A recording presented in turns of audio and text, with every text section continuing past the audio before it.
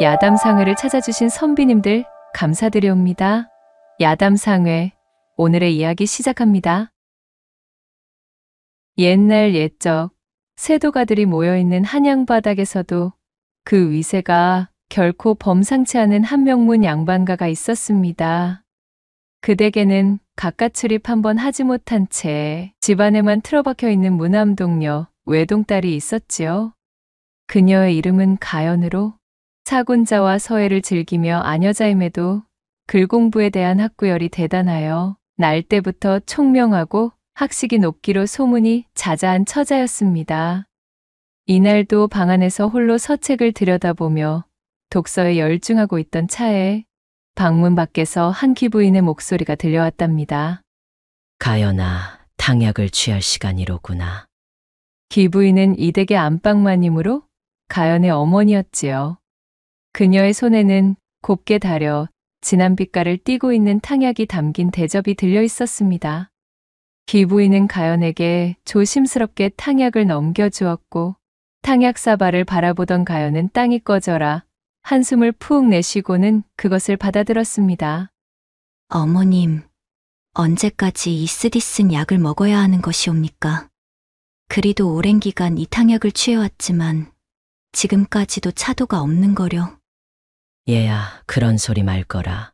조금이라도 효험을 보이는 기미가 있다 하며 조선 천지에서 그 무엇이라도 구해 너에게 먹이고픈 이 어미의 마음을 알아다오. 어서 쭉 들이키거라. 그랬습니다. 가연은 날 때부터 기력이 허하고 유약한 몸을 가지고 태어났지요. 가만히 있어도 코피가 자주 났던 데다가 어느 부위라도 한번 다치면 회복이 상당히 더디고 고생이 심했습니다.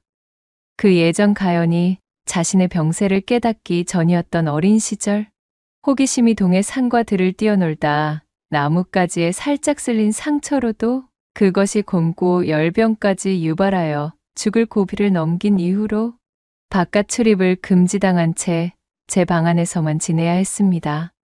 또한 곧불과 천식, 기침도 잦았기에 성장하면서 닥친 잔병치레 역시 셀 수조차 없이 많았습니다. 잔뜩 찌푸린 미간으로 탕약을 모두 비운 가연은 귀부인이 내민 약과를 낼름 받아 입에 물고는 말했습니다. 참으로 옥사에 갇혀 지내는 기분과도 같아 답답하기가 이루 말할 수가 없습니다. 그렇지 않아도 내 너에게 그것과 관련하여 해줄 말이 있구나. 방금 전 의원이 다녀가 너의 병세에 관한 조언을 해주고 갔단다. 복잡하고 정신없는 이 한양 바닥에서는 내게 어떤 악영향이 끼칠 것인지 그것을 담보할 수 없기에 집안에서만 지내야 했다만 산세가 깊은 아랫고을로 비접하여 거기서 지내게 된다며 너의 병세에도 차도가 있을지 모른다고 말이야. 귀부인은 하나뿐인 여식이 오랜 병환으로 집에만 갇혀 지내는 것이 못내 안쓰러워 터져 나오려는 눈물을 참으며 말했습니다. 정말인가요, 어머니? 그럼 그곳으로 비접하게 되면 더 이상 방 안에서만 갇혀 지내지 않아도 괜찮다는 것이지요? 바깥 구경도 마음대로 할 수 있고요? 좋아요. 너무 좋아요. 말만 들어도 참으로 신나지 뭔가요. 당장 짐을 꾸리도록 하겠어요, 어머니. 제 어미의 말에 가연은 어린아이처럼 방방 뛰며 기뻐했습니다. 그런 자신의 딸을 바라보는 귀부인의 표정에는 일순 안쓰러움이 스쳐 지나갔으나 이내 웃음을 띤 채 기뻐하는 딸을 토닥여 주었지요. 어머니의 결정대로 가연은 건강을 회복하기 위해 깊은 산골마을로 비접을 감행하였습니다. 가연을 보필할 하인들과 가사도구들을 잔뜩 실은 일행이 마을에 도착했고 항시 한적하던 마을에 한양에서 당도한 휘황찬란한 인파의 행렬이 들어서자 호기심이 생긴 사람들이 마을 어귀까지 구경을 나왔습니다. 가마 속에서 바깥 풍경을 구경하던 가연은 입을 벌린 채 감탄을 맞이 않았지요. 이곳은 가연의 어머니가 태어나고 자란 산골마을로 예전부터 맑은 공기와 깊고 드넓은 산세 속 영험한 기운이 도사리는 곳으로 유명했습니다. 사람들로 북적거리는 한양 바닥에서 담벼락 너머로 끊임없이 들려오는 말과 소, 인파가 뒤섞인 소음 소리에 익숙하던 가연은 자연을 벗삼은 새소리와 청명한 바람, 숲풀로 우거진 녹음의 향기에 완전히 취하고 말았습니다. 벌써부터 온몸이 건강해지는 기분이야. 어머님의 고향은 정말이지 참으로 근사한 곳이구나. 이곳에서 지내며 내 심약한 병세를 싹 도려내었으면. 앞으로 지내게 될 저택에 당도한 가연은 곧바로 들판을 향해 뛰쳐나왔습니다. 맨발로 풀숲을 밟아보던 가연은 발끝에서 전해져 오는 싱그러움에 깨르륵 웃음을 터뜨리며 소리쳤습니다. 제 방이 세상의 전부인 양 같아만 지내던 가연에게 이 드넓은 자연의 공간은 말 그대로 극락과도 같았답니다. 몹시 들뜬 가연을 걱정한 하인들이 우르르 따라 나서 그녀를 자중시켰지만 발끝부터 폐부 가득히 신선한 공기와 자연으로 짜릿짜릿해진 가연은 기쁨이 가라앉지 않았습니다. 그렇게 산골마을에서 새로운 시작을 하게 된 가연이 점차 이곳의 생활에 익숙해져 갈 때쯤이던 어느 날 따스한 햇살을 받으며 산책을 나간 가연의 눈에 널쩍한 바위 위에 앉아 조악하게 만든 낚시대를 들이우고 낚시를 하고 있는 한 사내가 들어오게 되었습니다. 그간 집안에서만 갇혀 지내던 가연은 이토록이나 가까운 거리에서 제 또래의 사내를 바라보는 것이 생전 처음이었지요. 호기심이 동한 가연은 잔뜩 두근거리는 심장을 가다듬고 사내의 곁으로 다가섰습니다. 졸고 있는 것인지 물가 표면에 비친 윤슬을 내려다보고 있는 것인지 구분할 수 없을 정도로 평온한 표정을 하고 있던 사내는 가연의 인기척에 뒤를 돌아보았습니다. 오라, 니신가 하였더니 일전 한양서 당도하신 낭자 아니시오. 그래, 날이 좋아 산보라도 나오셨는가 보지요. 자신을 알아보며 반가워하는 사내의 목소리에 가연의 두 뺨이 금세 복숭아빛이 되었습니다. 그녀는 잔뜩 긴장된 목소리로 더듬거리며 답했지요.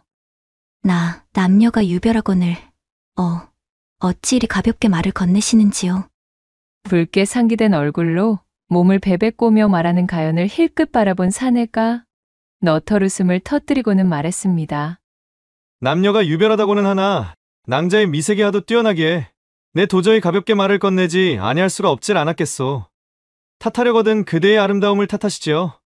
사내는 농을 건네며 껄껄 웃었고 가연의 얼굴은 그야말로 익은 홍시가 되어 마치 붉은색 물감이 뚝뚝 떨어질 지경으로 새빨갛게 달아올라 있었습니다. 그렇게 가연은 사내의 권유로 그 옆에 다소곳이 앉아 유유자적 낚시를 즐기고 있던 사내와 이런저런 이야기를 나누었습니다. 사내는 자신의 이름이 경천이며 자신 또한 과거 공부를 위하여 평안도에서 이곳까지 당도에 지내고 있다 설명해 주었지요. 경천은 매우 호탕한 성격의 짓궂은 소리가 입버릇이었지만 예의가 바르고 세심하였기에 금세 가연의 마음을 사로잡았습니다. 저희 경우는 타고난 몸이 유약하여 병세에 차도가 있을까 싶어 이곳까지 비접을 온 것입니다. 이런, 그랬구려.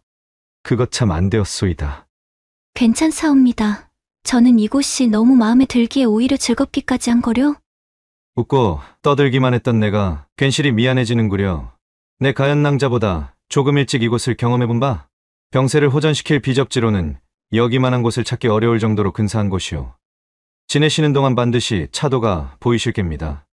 자신을 위로해주며 시원한 웃음을 보이는 경천에게 세상 물정 하나 모르는 순백의 상태였던 이 순진무구한 가연은 좁디 좁은 제 방이 오직 자신의 우주였던 상태에서 처음으로 벗어나 경천이라는 사내에게 피어나는 깊은 호감의 바다에 그만 풍덩 빠져버리고 말았습니다. 그날 이후로 가연은 고삐 풀린 망아지가 되어 틈만 나면 경천과 만나 여기저기를 어울려 다녔습니다. 한양에서라면 지긋지긋한 사대부의 규율과 예절 교육에 아녀자의 신분으로 성치도 않은 몸을 간수하고 몸가짐을 단정히 하라며 듣기 싫은 잔소리를 늘어놓는 식구들 뿐이었겠지만 이곳은 그야말로 가연에게 자유의 상징 같은 곳이었지요. 경천은 가연의 답답한 소가리를 훤히 들여다보듯 가슴 속에 가려운 곳만 쏙쏙 찾아내 긁어주는 쾌청한 남자였습니다. 예의를 잃지 않았고 늘 가연의 이야기에 귀를 기울였으며 또한 진심을 다하여 그녀의 병세와 다친 마음을 걱정해 주었지요. 가연은 경천과 대화를 나누고 있노라면 이다지도 자신과 합이 맞는 사내가 달리 존재할 수 있을까 싶은 마음에 조선 천지에 그와 같은 사람은 없을 것이라는 생각이 가득 차는 것이었습니다. 가연낭자, 오늘은 산으로 올라가 가연낭자의 병세에 효험이 있는 이런저런 약초들을 찾으러 가볼까 하는데 어떠시오? 함께 하시겠소? 그럼요. 물론입니다, 선비님. 우리 어서 가보아요. 어느 날 아침 경천이 가연을 찾아와 약초 채집 동행을 제안했고 안 그래도 경천의 얼굴을 볼 구실이 없나 고민하던 가연은 흔쾌히 그 제안을 수락하게 되었지요.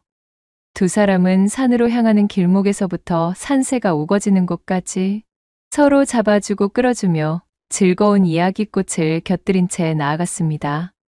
그렇게 경천이 점찍어둔 목적지에 다다른 두 사람은 이런저런 약초를 찾는 것에 몰두하기 시작했습니다. 선비님, 여기 이것 좀 보셔요. 세상에, 흰 꽃이 너무 예쁘게도 피었어요. 그것은 구절초라 부르는 약초요. 처음 개화할 때는 어두운 분홍색이지만 점점 흰색으로 밝게 자라난다오. 마치 가연낭자처럼 화사해지는 녀석이지. 구절초도 가연낭자의 병세에 도움이 되는 효능이 많으니 넉넉히 캐도록 하십시다. 아잉 선비님도 참 무슨 그러한 말씀을. 헌데 선비님께서는 모르시는 것이 없으시옵니다. 서책만 들여다보시는 분이 아니시군요. 실하게도 이리 관심을 쏟으시는 것을 보면 말입니다. 하하, 그렇게 보였소.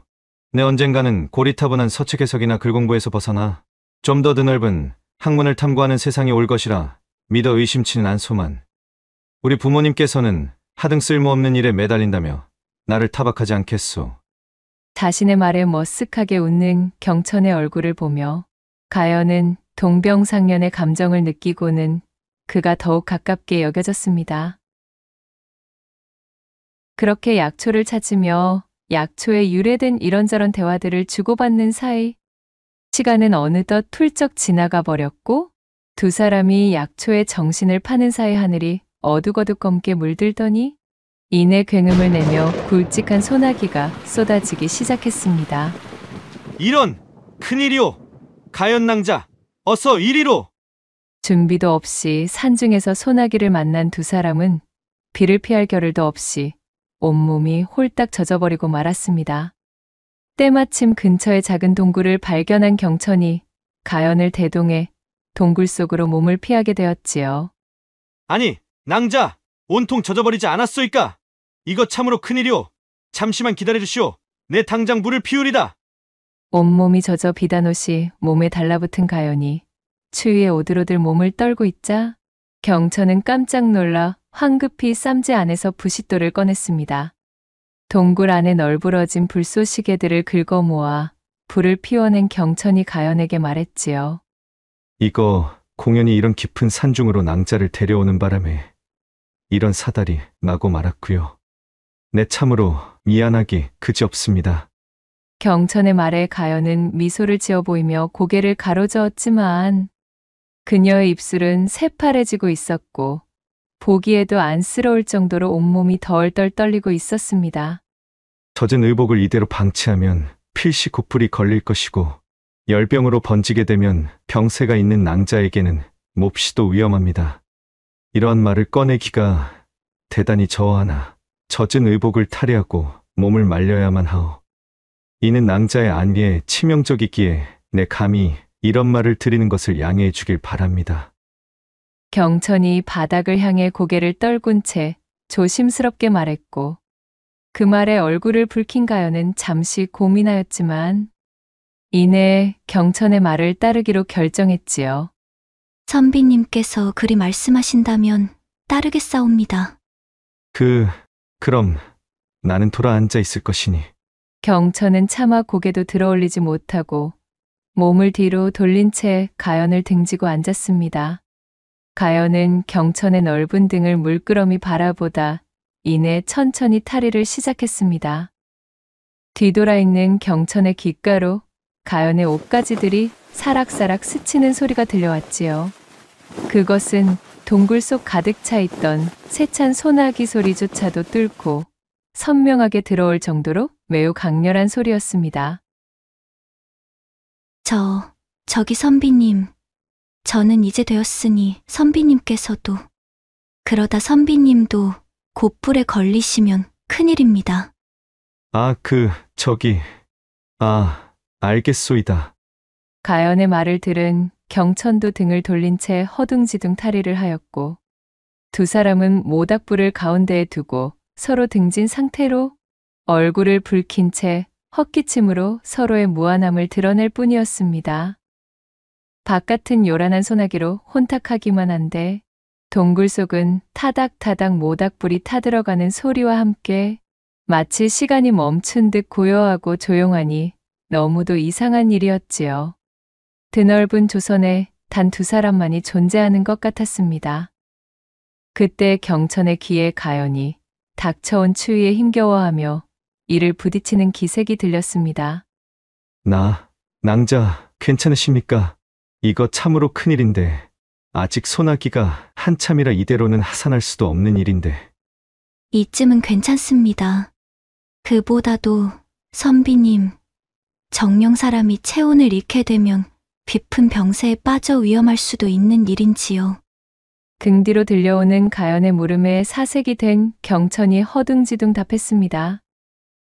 물론입니다. 더군다나 지금 낭자의 병기로는 치명적일 수가 있는데, 이거 참으로 내 생각이 너무도 짧았습니다.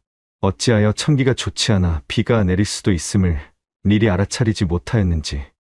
자책하실 필요 없사옵니다. 천기는 그야말로 천기, 하늘의 뜻이거늘 어찌 사람이 대비할 수가 있겠나이까. 정이 그리 마음을 쓰셔야만 하겠다면. 그 말을 끝으로 잠시 가연의 숨을 고르는 소리가 들리는 듯 싶더니 이내 경천의 등으로 따스하면서도 서늘한 체온과 머리카락이 닿는 느낌이 들었지요. 낭자! 아니 이것이 무슨... 선비님께서 지니신 체온을 제게 나누어 주시면 되질 않겠습니까? 그리하면 서로가 체온을 잃을 일이 없으니 안심이고 말입니다. 아니, 되겠습니까? 가냘프게 떨리고 있었지만 가연의 목소리는 그 어느 때보다도 촉촉한 습기를 머금고 있었습니다. 낭자. 등으로 전해져 오는 부드러운 감촉에 경천의 심장이 폭발할 듯 쿵쾅거렸지요. 그것은 가연 역시도 매한가지였습니다. 두 사람의 심장 고동 소리가 동굴 안을 가득 채워 무너져 내릴 듯 요동을 쳤습니다. 공간을 채운 훈훈한 열기는 비단 모닥불 때문만은 아니었어요. 두 사람은 이내 누가 먼저라고 할 것도 없이 격렬하게 타오르는 춘심에 몸을 내던졌습니다. 동굴 밖에서 세찬 소나기와 검게 물든 하늘이 선사하는 뇌성병력조차 동굴 안에서 벌어지는 운우지정에는 비할 바가 아니었답니다. 가연은 그간 경천에게 품어오던 마음을 여실히 드러낼 수 있는 기회가 되었고 경천 역시 가연과 함께하며 애써 막아오던 연정의 둑이 흘러넘치는 장이 되었습니다. 그렇게 두 사람은 깊은 사랑을 나누며 체온을 유지할 수가 있었지요. 선비님, 처음 선비님을 배웠을 때부터 소녀는 어쩐지 훗날 일이 될 것만 같다는 생각이 들었사옵니다. 참으로 선비님을 만날 수 있어서 얼마나 다행인지 모르옵니다. 내가 할 말을 낭자가 먼저 하시는구려. 나 역시 이 고을로 내려와 지내게 된 것을 천지신명께 감사하는 것으로 하루를 시작한다오. 낭자 덕분에 내 인생이 더욱 값진 것이 되었소. 두 사람은 서로의 손을 맞잡고 입술을 나누었고 이 특별한 경험을 양분 삼아 두 사람의 연심은 활화산처럼 타오르게 되었습니다. 이것은 가연에게는 엄청난 사건이었으며 지대하게 큰 영향을 미쳐 마음속에 경천에 대한 사랑의 감정이 뿌리 박히게 되는 계기가 되었지요. 한참 뒤 소나기가 멎어 하늘은 금세 맑게 개었고 경천은 서둘러 가연을 보필하여 산을 내려와 그녀를 집까지 바래다 주었습니다. 비를 맞게 되었으니 속히 몸을 보필하고 곧불이 걸리지 않도록 몸을 따뜻하게 유지하셔야 합니다. 네, 아직까지도 낭자에 대한 걱정이 멎지를 않습니다. 걱정하지 마셔요, 선비님. 오늘 선비님께서 저를 따뜻하게 품어주셨으니 한낱 곧불 따위가 제게 찾아올 일은 없을 것이옵니다. 저는 아직도 선비님의 온기가 제게 남아있는 기분인걸요. 이런 충만한 기분은 난생 처음이라 오히려 온몸이 뛸듯이 끌어넘치는 느낌이옵니다. 가연은 양보를 홍조로 가득 물들이면서도 화사하게 웃으며 대답했고 그 얼굴을 본 경천도 몹시 애틋하여 그녀를 따뜻하게 안아주었지요. 그렇게 아쉬움을 뒤로한 채 설레는 마음을 간직하고 집으로 돌아간 가연은 그날 밤 자신의 말대로 온몸이 펄펄 끓는 열병을 경험하게 될 줄은 몰랐습니다. 이 일을 어쩌면 좋단 말인가? 아이가 이 지경이 될 동안 보필하는 하인들은 대체 무얼 했다는 것이야? 그날 이후로 가연에게 약한 곧불 기운이 찾아오더니 이내 온몸이 불덩이가 되어 식은땀을 뻘뻘 흘리며 자리에 드러눕게 되었습니다. 소나기를 맞고 체온이 떨어져 사시나무 떨듯 몸을 떤 것이 원인이 되어 지독한 열병이 가연을 덮친 것이지요. 연통을 받고 황급히 내려온 가연의 어미는 자리에 누운 딸의 병세에 걱정이 이만저만이 아니었습니다. 얼마 전까지만 하더라도 나날이 상태가 좋아지고 있다기에 내 참으로 기뻐했거늘. 어찌 이러한 일이?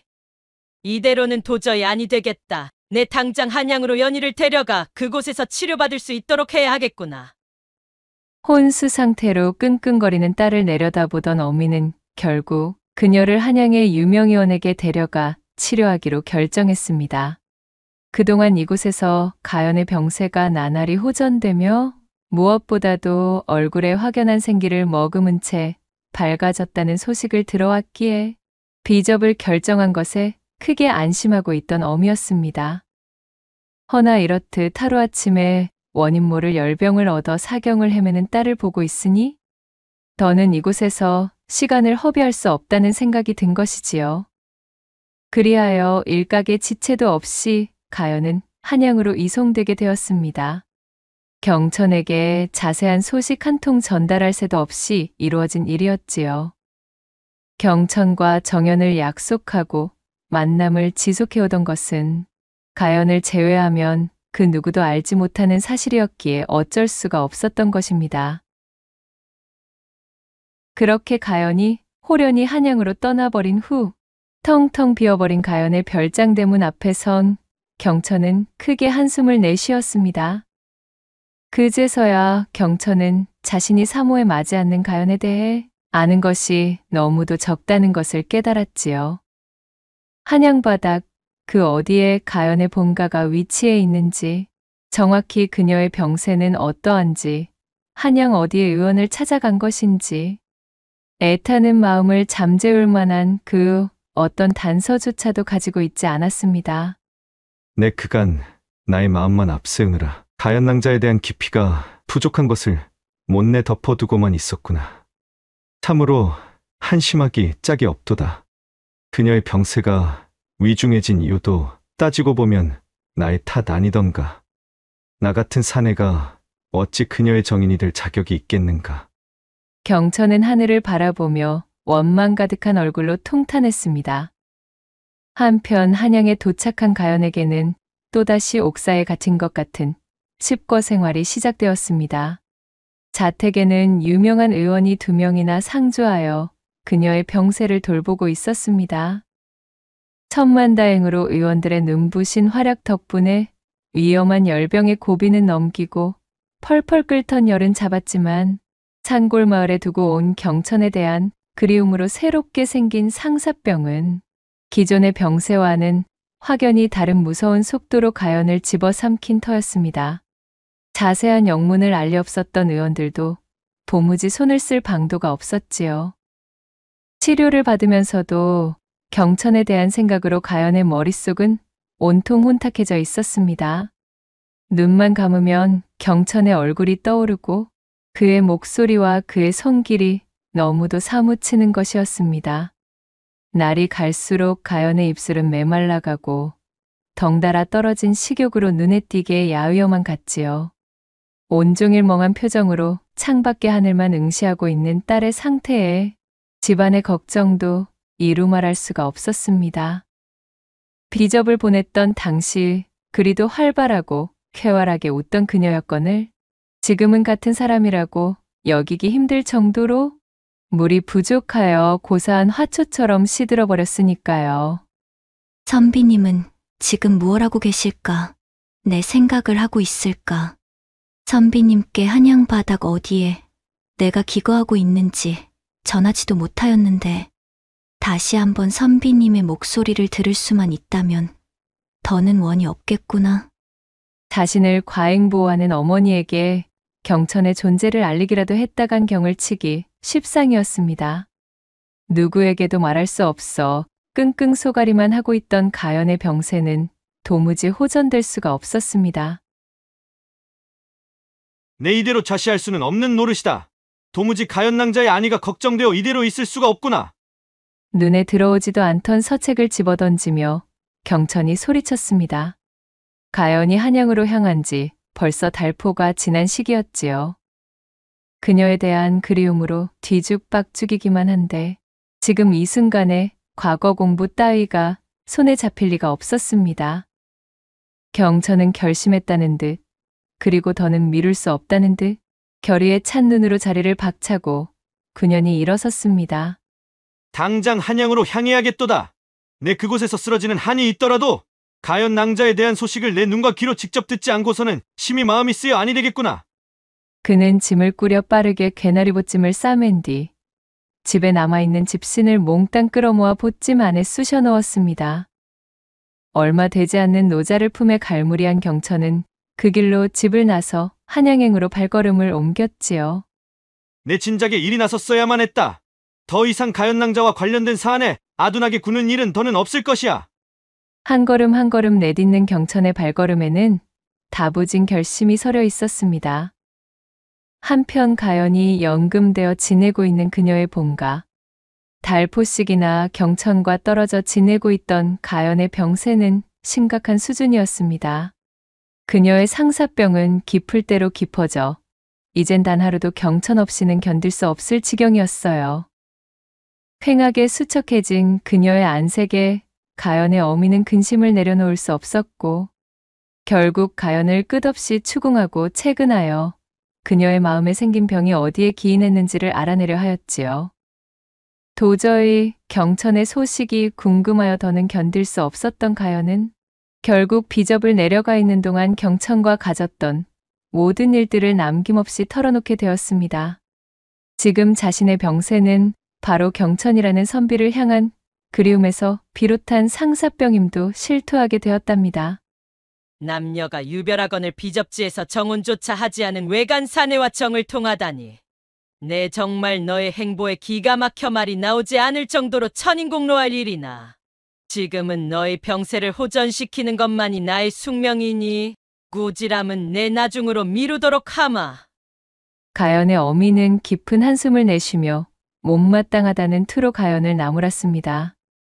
허나 자신의 여식을 살리는 것이 급선무였기에 그녀는 하인들을 호출한 뒤 경천의 소식을 수소문하라 이르고 하루속히 그의 행방을 알아내라 명하였지요.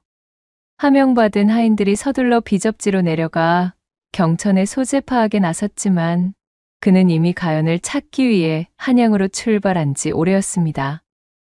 고을 사람들에게 물어물어 그의 거처로 찾아가 보았으나 이미 떠난 지 오래인 흔적만 남아 있었지요. 하인들은 난처했으나 이렇다 할 성과 없이 빈손으로 돌아올 수밖에 없었습니다. 그러나 사실 경천은 이미 한양에 입성해 있던 상태였습니다. 가연과 그의 어미가 자신을 찾고 있을 것이란 사실은 꿈에도 모른 채 한양의 저작거리 여기저기를 들쑤시고 있던 중이었어요. 혹여나 가연이라는 이름의 낭자를 아시는 분 없소이까? 내 한시가 급하여 이리 부탁하는 것이니 내 이야기를 좀 들어주시오. 아, 이런 경우 없는 양반을 보았나? 아니, 이보시오. 이 드넓은 한양 바닥에서 달랑 이름 하나 가지고 대관절 어찌 사람을 찾는단 말씀이슈? 웬 논팽이랑 눈 맞아서 야반도주한 우리 빌어먹을 여편네 행적을 찾는 게 더 빠르겠수다. 성과라고는 찾을 수 없었지만 경천은 필사적이었습니다. 그는 한양에 당도한 후 여독을 풀 여유도 두지 않은 채 가연을 찾는 일에 몰두하고 있었어요. 무작정 저작거리와 번화가를 돌아다니며 가연이나 그녀의 집에 대한 단서를 얻는 것이 그가 할 수 있는 전부였지만 그는 노력을 게을리하지 않았습니다. 그저 가연 낭자의 꽁문이나 쫓아다닐 시간에 조금이라도 낭자의 주변에 대한 이야기에 귀를 기울일 것을 그랬구나. 한양바닥에서 김서방 찾기나 다름이 없음이니 이거야 원. 준비해온 노자는 진작에 다 떨어졌고 기거하고 있던 주막에서도 숙박대를 내지 못해 쫓겨날 처지에 놓인 것을 통사정으로 겨우겨우 버티고 있는 실정이었지만 그는 가연을 찾는 일을 멈출 수가 없었지요. 자신이 고향 평안도에 연통을 넣어 한양의 체류비를 손벌릴 형편도 되지 않았습니다. 자신의 과거 시험 준비 뒷바라지만도 빠듯한 무늬뿐인 양반 가문이었으니까요. 제대로 먹지도 못하고 잠도 자지 못해 근사한 사내였던 경천의 몰골은 마치 거짓골의 불황자 마냥 초췌해지고 말았습니다. 그렇게 한양바닥 한쪽에서 경천이 가연을 찾아 헤매이고 있을 때 하인들에게서 경천의 행방을 찾을 수 없다는 소식을 전해 들은 가연은 하늘이 무너지는 것만 같았습니다.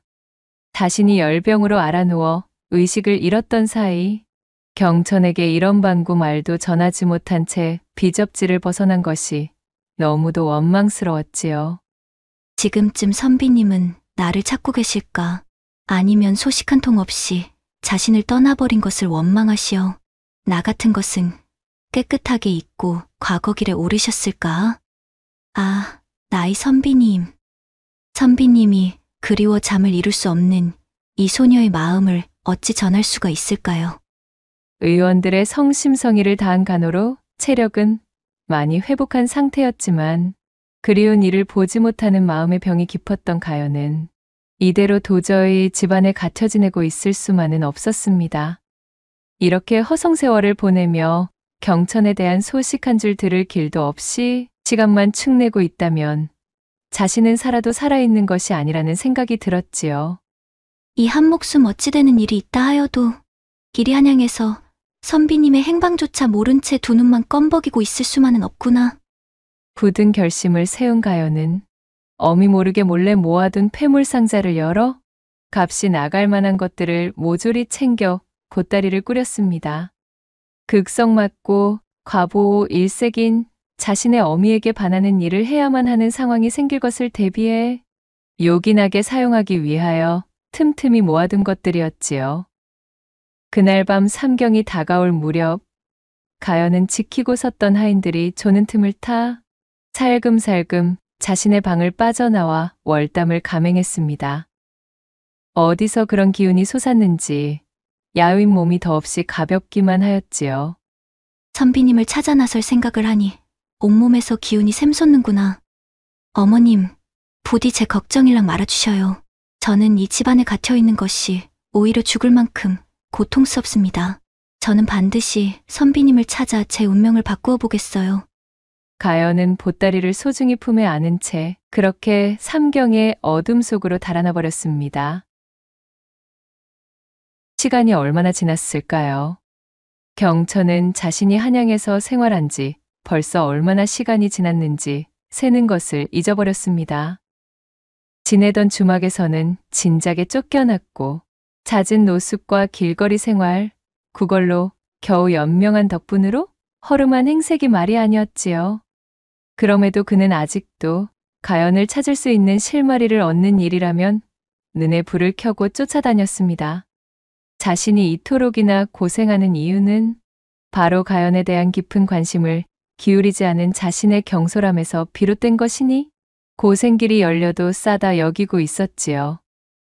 그는 넓디 넓은 한양의 저작거리를 구획별로 나누어 뒤지고 있던 터였습니다. 막무가내로 찾는 것보다 그것이 효율적이라 여겼기 때문이었어요. 오늘은 남문 바깥 구역을 탐문해 보도록 해야 하겠구나. 하루 종일 아무것도 먹지 못하였더니 기운이 없는 것이 앞으로 얼마나 더 이 생활을 지속할 수 있을지 알 수 없는 노릇이로군. 그는 줄임배를 움켜쥐며 천천히 걸음을 옮겼습니다. 그러다 문득 스쳐 지나가는 주막 안에서 탁배기를 나누는 몇 명의 사내들이 나누는 이야기를 흘려듣게 되었지요. 자네 그 이야기 들어보았는가? 저 아래쪽 저작거리 뒤편에 그 외 노비들을 거래하고 관청에 입안받는 업무를 대신해주는 사관이 하나 있질 않은가? 아, 그렇지. 이따마다 노비 거래 공증을 받아다 주는 곳 아니던가. 그래, 거기 말이여. 거기에 얼마 전부터 웬 젊은 양반댁 처자가 한 명 기웃대기 시작했는데, 아니 글쎄 이 처자가 하루가 멀다 하고 거기 나타나서는 웬 남정네 하나를 찾아달라고 아주 관내를 휘젓고 난리가 아니었다는구먼. 연고도 없는 자가 한양바닥에서 오래 떠돌아다니면 필시 그 사관을 거치게 될 것이라면서 말이야. 오이, 눈이라도 맞은 사내인가? 양반대 교식이 어쩌자고 그런 험한 곳까지 가서 남정네의 안부를 묻는 것이여. 거기는 신분이 탄탄한 사람들도 잘못 엮이면 졸지에 노비낙인이 찍혀 쥐도 새도 모르는 곳으로 팔려가는 것이 일상인 곳인디 말이여. 아, 그러게나 말일세. 광증이 걸린 여인네 마냥 난동을 피우는 바람에 동원해서 나졸들이 나섰다는데 호련히 자취를 감췄다고 하지를 않는가. 목격한 자들에 의하면 분명 오랜 노숙 생활로 꾀죄죄한 처자였지만은 그 행색은 필시 양반집 여식 행색이라 그것이 참 신통한 일이 아닐 수가 없었다는구먼. 게다가 그 여식이 그 사내를 찾아주는 대가로 주겠다면서 품에서 내민 폐물이 아주 어마어마하게 값이 나가는 것이었다질 않은가. 그 소문을 들은 근방 왈패들이 그 여인을 찾아 싸그리 털어먹겠다며 아주 난리도 아니라네. 허참, 별일이 다 있구만. 그런 곳에서 폐물을 가지고 다니는 것을 동네방네 떠벌리고 다니다니 말이여. 이 험한 한양바닥에서 그리 똥오줌도 가리지 못하다니 아무리 곱게 자란 양반네 여식이라고 한들 세상 물정에 까막눈이어도 그리 어두우면 험한 꼴 당하기 십상이지. 사내들의 담소를 어깨 너머 유심히 엿듣고 있었던 경천은 이상하게도 그냥 흘려버릴 수가 없었습니다. 자신의 오감이 이것에 대해 집중하라 말하는 듯한 기분이었지요. 그간의 고생길이 끝날 것만 같은 알 수 없는 희망마저 고개를 드는 느낌이었습니다. 아무래도 아니 되겠다. 내 이 두 눈과 두 귀로 확인하기 전에는 포기할 수가 없구나. 그 사관으로 찾아가 보아야겠도다. 구독과 좋아요, 댓글로 야담상회를 응원해 주셔요. 늘 잊지 않고 야담상회를 찾아주시는 선비님들, 시청해 주셔서 참으로 감사하옵니다.